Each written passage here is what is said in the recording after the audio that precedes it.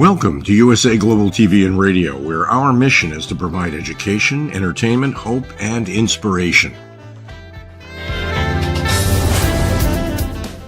USA Global TV and Radio connects you with experts and audiences all around the world every single day to help you succeed in business and to live a richer life. Visit us at usaglobaltv.com to learn about career and life-changing training and mentoring programs like the Listening Mentor. Subscribe to our newsletter to stay informed about our special programs and offers. Discover how you can become a guest on one of our shows or a host or producer of a USA Global TV and Radio show of your very own. That's USA Global TV and Radio, where the doctor is always in.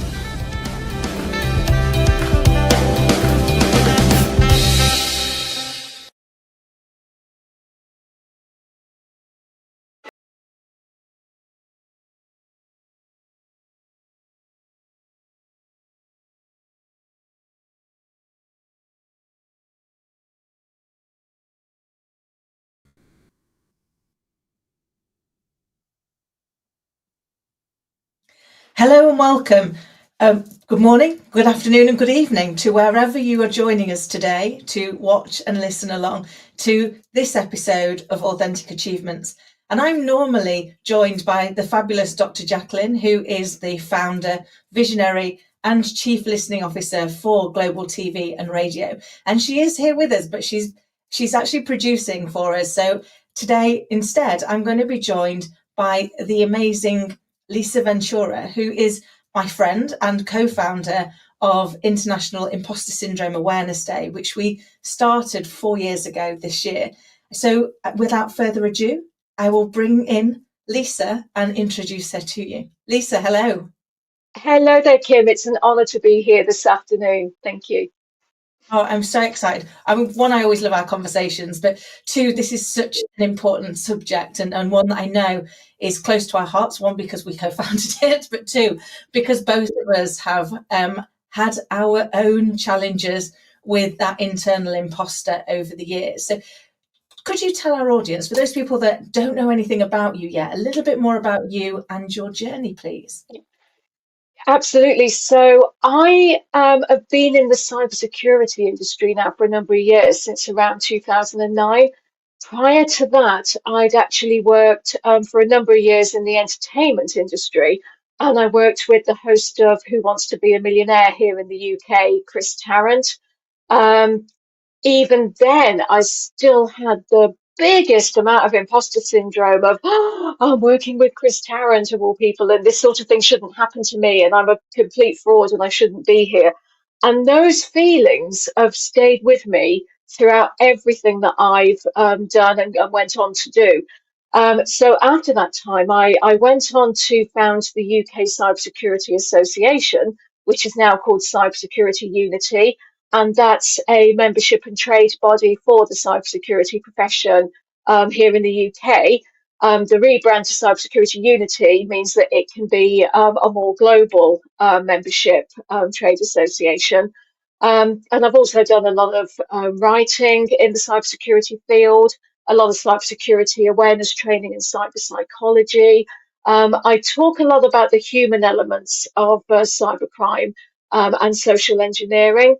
And I've also been awarded an MBE in King Charles III's birthday honours list, his first birthday honours list, in fact, last year in May. And that was the day I found that out. That was the day I had the biggest amount of imposter syndrome of all. And Kim, as you rightly said, we co-founded the day about imposter syndrome a few years ago. And for me, it's about, really opening up the conversation about it, because until you and I and our other co-founder, Nat, and a few others started sort of, talking about this, but then putting our hands up and saying, I feel like this too, this happens to me. I thought I was the only one up until that point, and I felt really, alone until we all started talking about it and sharing our journeys. And full disclosure, I am actually neurodivergent. I was diagnosed with autism in 2018 and ADHD in 2023. And I think that there's a direct correlation between those of us that are neurodivergent and the level of imposter syndrome that many of us suffer. So it's a real honour to be, talking about this today and really opening up the conversation about it too. I love it, Lisa, and you're right. For me, one of the oddities about imposter syndrome is nobody talks about it, because your biggest fear is that someone's going to find out that you're a fraud. So if you tell them you feel like a fraud, they're definitely going to find out. So you don't tell anybody. And therefore, the only voice that you can listen to is the one in your head. And the one in your head, whilst utterly plausible, is utterly wrong. And so you get yourself trapped in them. And then, as you say, once you start talking about it, you suddenly realize that you're not alone, that actually you're not the only person that, I for many years thought, what on earth's wrong with me? I'd be having two conversations permanently. The one that I was allowing to come out of my mouth, and the one that was going on in my head going, they're going to find out, they're going to find out, they're going to find out. And it was really hard to kind of make that change. And that is, as you said, it's one of the reasons why we started that International Imposter Syndrome Awareness Day, to start a movement where people can share that actually, this is how I feel. This is what it feels like to be me in these moments. And I'm so super proud of you for being awarded, which you so deserved. But I know that did cause you, at that, to take you all the way back after all the great work that you've done on kind of turning that inner imposter into an inner cheerleader. But that is also what happens, isn't it, with with this particular phenomenon? You don't always can say, well, I'm over it, I've done it now, it's just behind me, because you come up with a new place, a new situation, and all of a sudden it finds that chink, doesn't it, and comes back at you with a vengeance sometimes. Absolutely. And isn't it almost insane the way that we talk to ourselves? We would never talk to or consider, talking like that to somebody else or to a friend or a family member. And yet we will completely just, put ourselves down, tell ourselves that we're complete frauds and we're going to be found out at any second. But we would never tell that to somebody else. And I just find that, just insane that we do that to ourselves, so much. It's so true. I often think some of the words I use on myself, I would never even think even think about them with another person, let alone think about using them with another person. And it was funny, when I did my TEDx a couple of years ago, they gave me some feedback, and they said, before everyone went on, you were so kind, you were so supportive, you're like, come on, you've got this, you can really go ahead. And they said, what did you do to yourself when, like, just before you went on?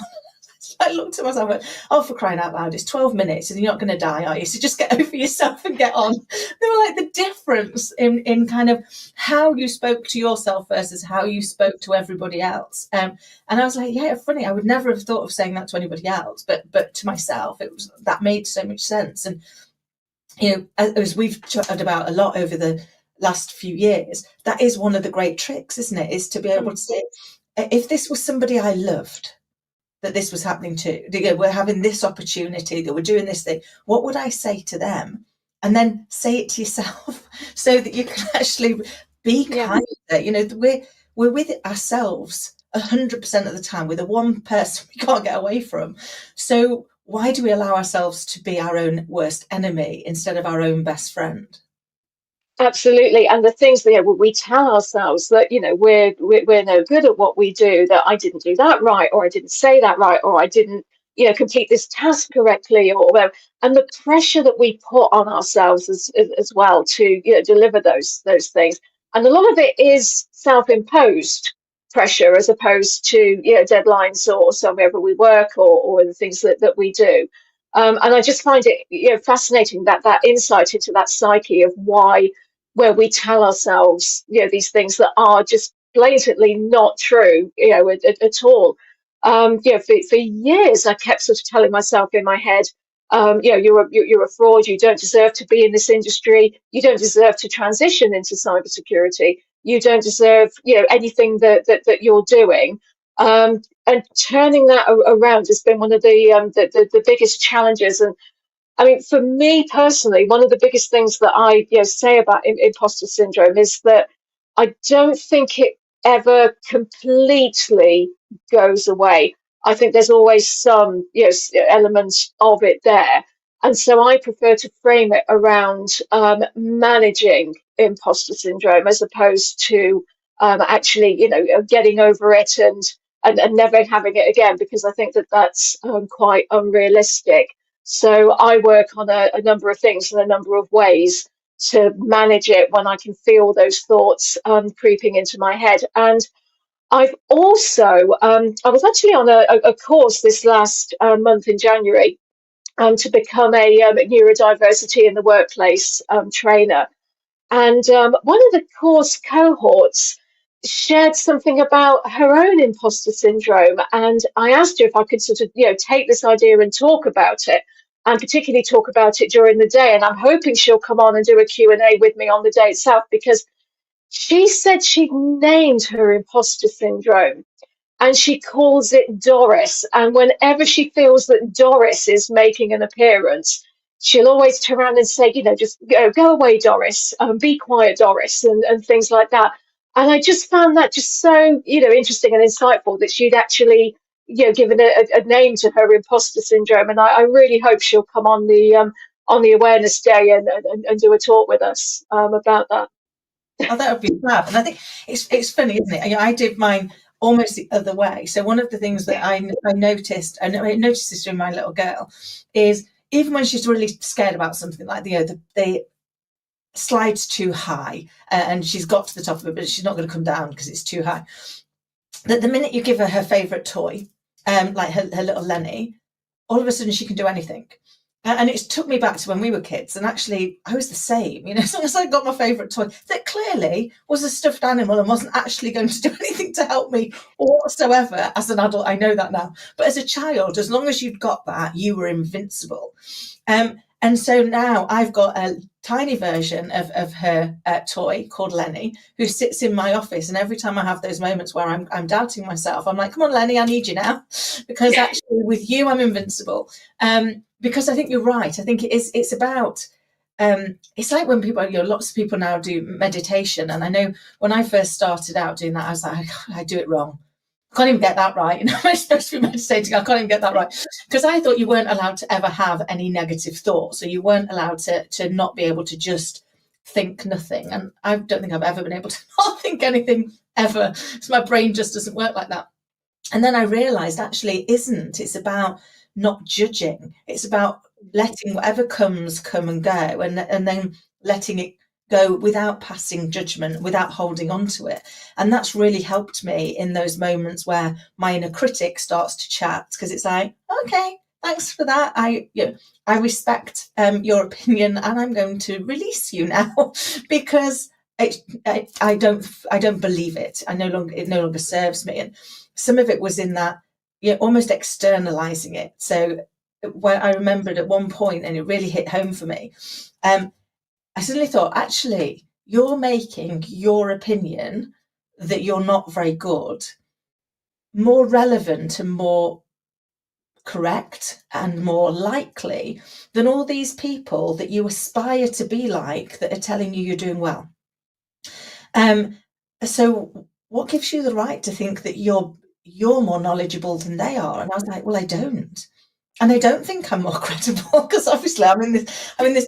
So now what I try and do is go, okay, I'm going to borrow their belief, because I think that is one of the greatest gifts that we have in the world, is we can lend somebody our belief. Whenever we ask them to do something, we ask them to do it because we know that we believe that they're going to be successful.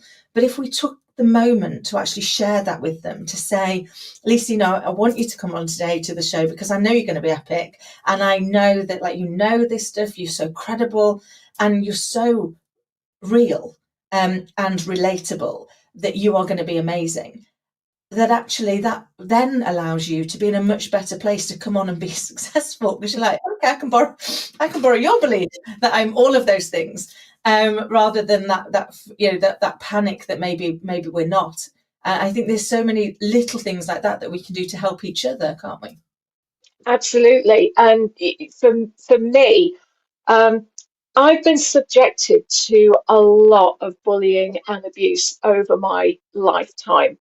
a significant amount of it, in fact, going right back to pretty much when I was born, and I was, a very young girl. And I've done a lot of work and research as well into whether those that are neurodivergent are more likely to be bullied and abused in their lifetime. And the answer to that is absolutely. And whether it's because other people that are neurotypical sense somehow that we're different in some way, and therefore we're much easier targets. I think that that's certainly a factor. But another interesting element that I found in the course of my research is that into narcissistic personality disorder and those that have narcissistic personality traits.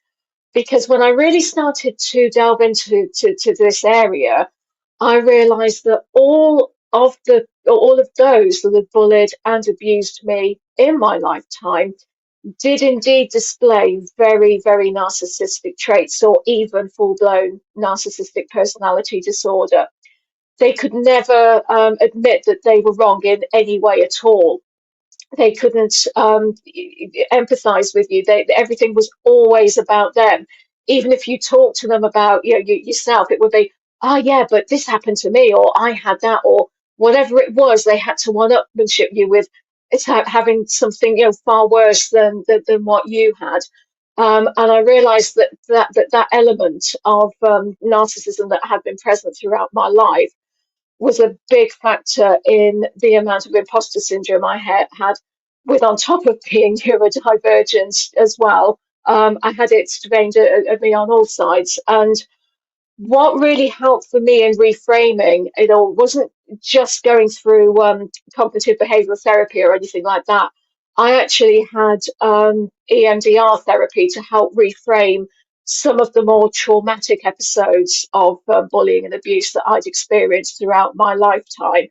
And that really helped me to start reframing imposter syndrome, and also reframing my mindset in terms of how much of that imposter syndrome that I experienced. And I'm not suggesting that everybody goes out and gets EMDR.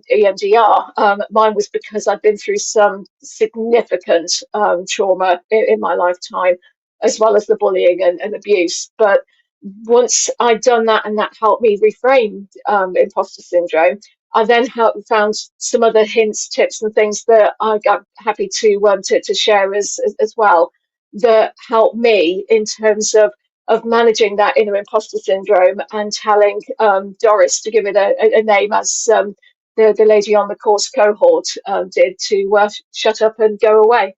I love that. I love that. And it is, I think we get that accumulation, don't we, of experiences and things that happen to us. And what I've found, and it sounds like the same is true in your story, is that all the ones that were positively affirming that we were good, we kind of didn't hang on to. And all the ones that actually were detrimental to us, were challenging, actually there we store onto those, don't we? And as a result of that, we start to attract more of them, because what we focus on, we get more of. And it does take a lot of work and a lot of courage to go and face the darkness that you've already been through, because when we've gone through something like that, we kind of don't want to go back and look at it again, do we?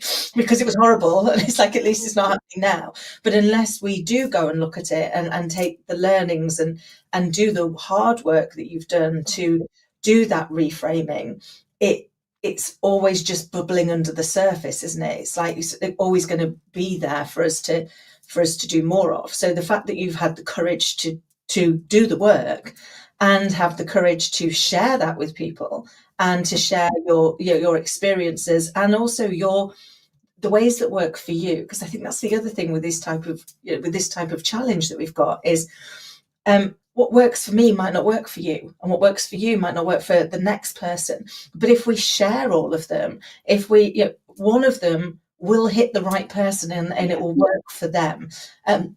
Or they'll see a tiny iteration of it that goes, oh, I wonder if I could just add that and that. And maybe that would be the thing that for me allows me to, to just make that move through, to just be able um, to regain control, isn't it? And feel like actually you're the one that um, can determine at the end of the day whether it was a good one or a bad one, because you take back that power and that control in what you're thinking. Doesn't mean to say you never get the bad thought. It doesn't mean to say you never get that um, that doubt again. But I think it's in the speed within which you can recognize that that's where you're heading, and then use some of these things that you've found along the way to reframe yourself back into, that's a rabbit warren I don't want to go down, thank you very much, and I'm going to come back over here.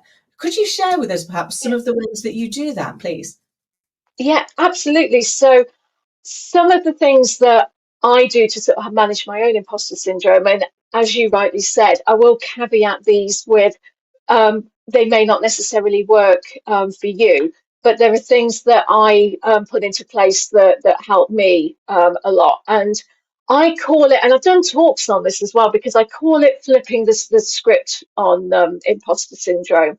So the first thing is that, to recognize, some of the signs that you might be suffering from it, because we can often overlook some of the things that constitute imposter syndrome that, come up as, we get busy in our day-to-day lives, etc. But just some of the thoughts that you might have are things like, you feel like you got lucky when you actually prepared and worked, really hard for something, and you find it really hard to accept praise or compliments when they're given. And you apologize for yourself when you actually didn't do anything wrong. And you find the fear of failure completely paralyzing. So that certainly was something for me. I used to be absolutely petrified of ever failing, or actually being perceived to have failed as well.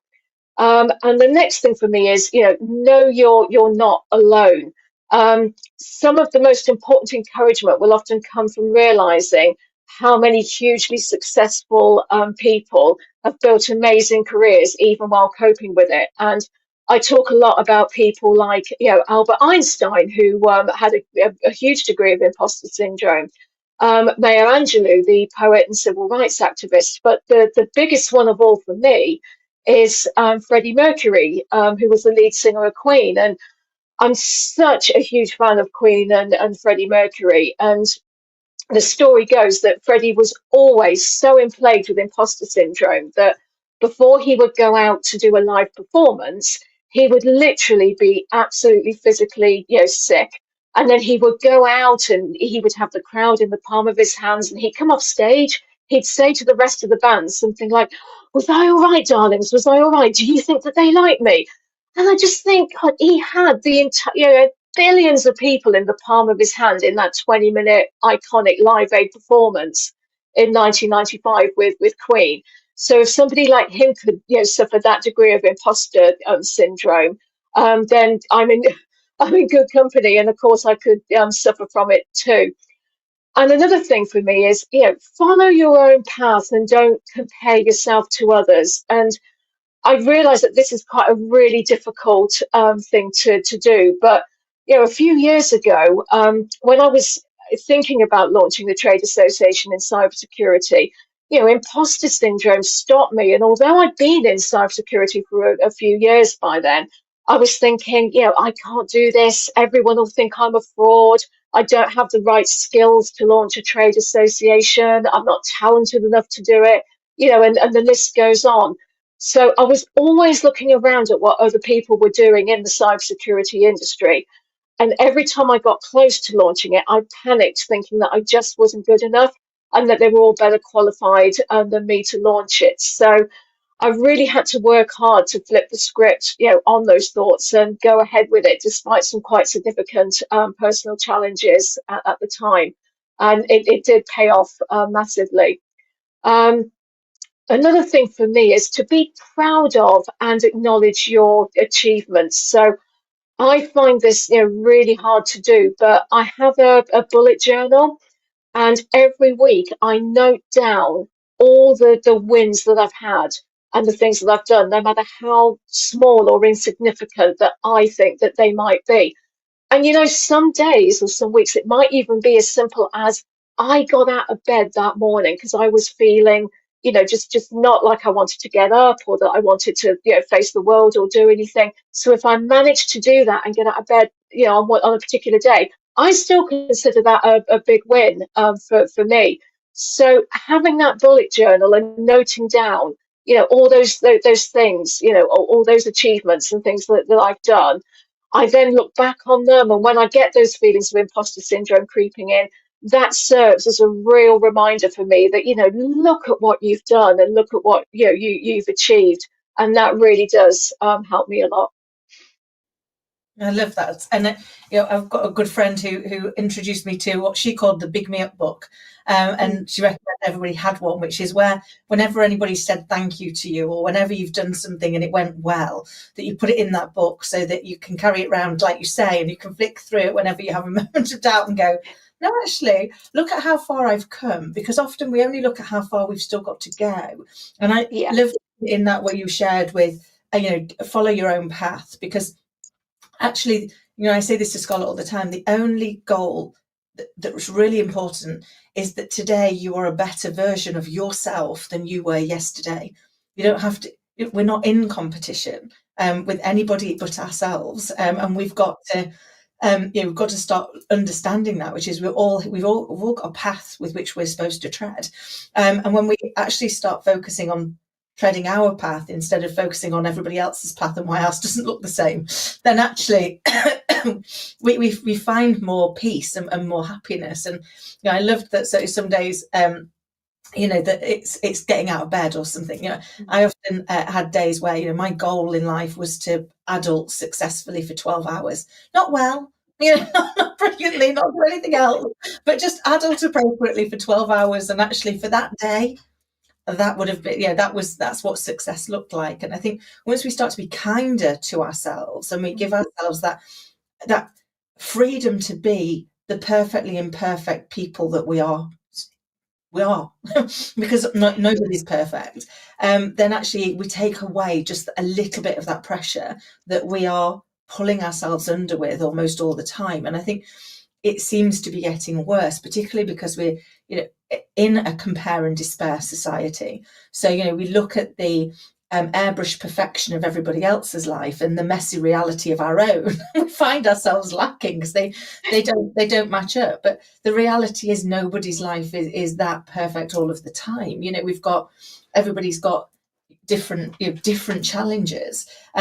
And I was talking to somebody about this just the other day, and they said it was interesting. You might look at somebody and go, "Oh, I wish I'd got what they'd got." But if that's what you're thinking, you've got to take all that they've got. So not just the bits you like, you've got to take what they're having to deal with as well to allow them to have the thing that they like. And once you look at it in that lens, you probably don't want it anymore because you're like, oh no, I'd like that good bit, and then they can have keep that bit for themselves. So it's great in that kind of like reframing and allowing yourself to be you and using that to have the courage to take the action, even though the fear's there. Because I think that again is often, it was something for me I had to learn, which was courage isn't not having any fear. Courage is deciding to be greater than the fear. So, having the fear and kind of doing it anyway. And all of a sudden you find that, once you start to face the fear, it's never as bad as you thought it was. Yeah. Whatever it was you were telling yourself, this is going to be awful. You get to the other side and go, that wasn't that bad. But how much of your life have you wasted putting it off and worrying about it and doomsday looping? I was dreadful for that, Lisa. I don't know if you are as well. Where I kind of I overthink every detail that could possibly happen, and then a few that probably could never happen, but I'll think about them anyway, just to be on the safe side to make sure that I've covered every angle. And for me as well, the people pleasing conditioning that I'd had as well throughout my life.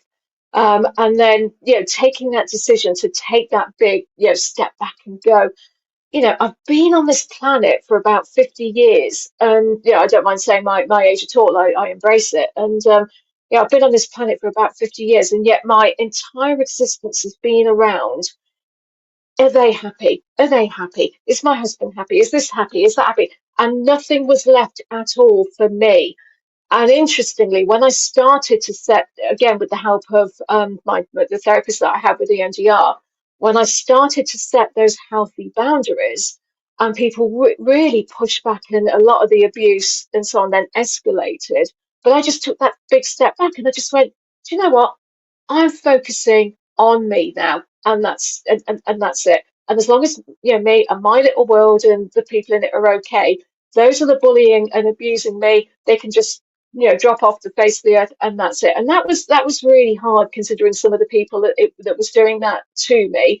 But it's paid off in dividends, and the people that I have in my life are definitely the right people to have. And also, I've got really good at spotting what I call the red flags about people as well.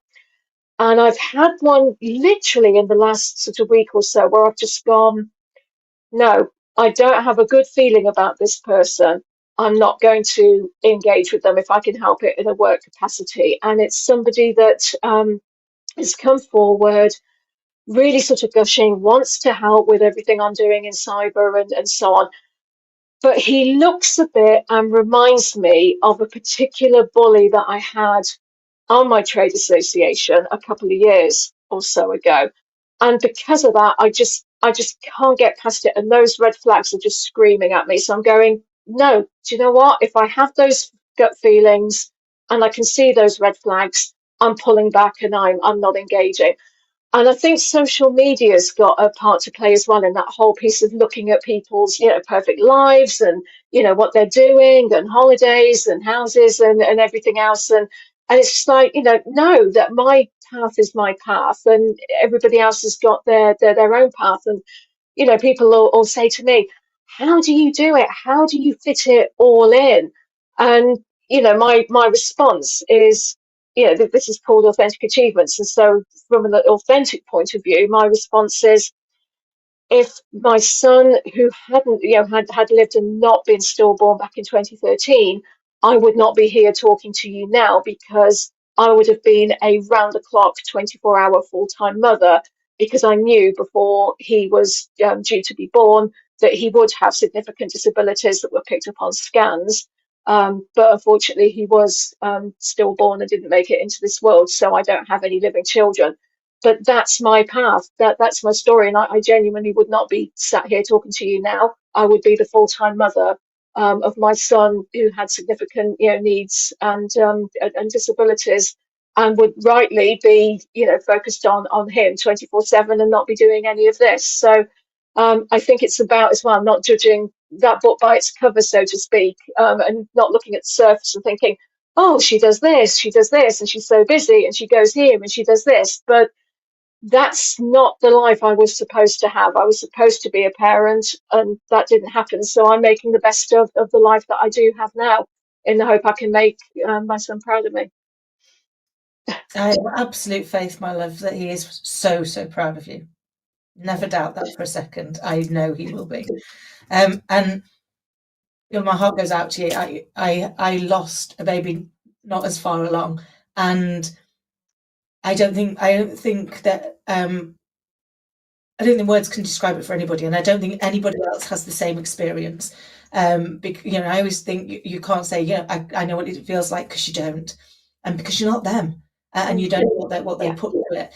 And but again, I know when I went through mine, the way I spoke about myself and my failure to be able to bring my child through. And I remember at one point, telling myself, like, 12-year-olds can do this.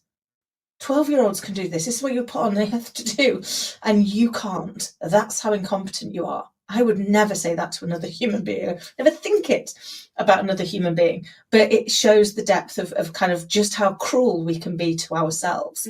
And I love that you shared with us about that. Trusting that instinct we've learned to ignore our instincts. We've learned to ignore that gut instinct and instead pretend that we're over here being these very logical, very thinking beings. And we're not. We are emotionally driven. And I think having the courage to trust your instinct is the greatest way through these things. Lisa, I could chat to you all day, but I'm very, very conscious that we're coming up to the end of the show, and the show does end, even if we're still chatting. So before we do that, I would love for you to just share a little bit more about how people can get in touch and how they can join in and help us get the message out there. Absolutely. So the International Imposter Syndrome Awareness Day this year is on the 13th of April. And we'd love people to get in touch, get involved. We would love to have some, conversations with you on the day. Perhaps have some, panel discussions, question and answer, fireside chats, etc. Our website is iisad.org. Do contact us on there, or drop me an email to lisa@csu.org.uk. And please just spread the word, tell other people that we do have an awareness day dedicated to imposter syndrome on the 13th of April this year. And we look forward to welcoming you to our events on that day, and also opening up that much needed conversation about imposter syndrome. Thank you, Lisa, so much. And there is just so many things that we could get done. One thing that just struck me from kind of the conversation that we had, and your piece around trusting yourself to be who you're supposed to be, and owning the fact that the path that you're on right now is the path that you're supposed to be on, even if it's not the one you thought you were going to be on. Reminded me of one of my favourite quotes. So I hope you don't mind if I share it before we close. And it was by William Perky, and it is, "You've got to dance like there's nobody watching, love like you've never been hurt, sing like there's nobody's listening, and live like it's heaven on earth." And when we just stay present to where we are and don't allow ourselves to dwell in the past or in worries about the future, we find an inner strength to move through, which I hope helps. So Lisa, thank you so much for joining us. We are coming to the end now, so thank you for also everybody listening and watching, for joining us here on USA Global TV and Radio. I really look forward to seeing you again in a fortnight's time, and I hope you join us on the other amazing shows that are on this network that has been designed to help you to achieve your dream, whatever that be. Thank you.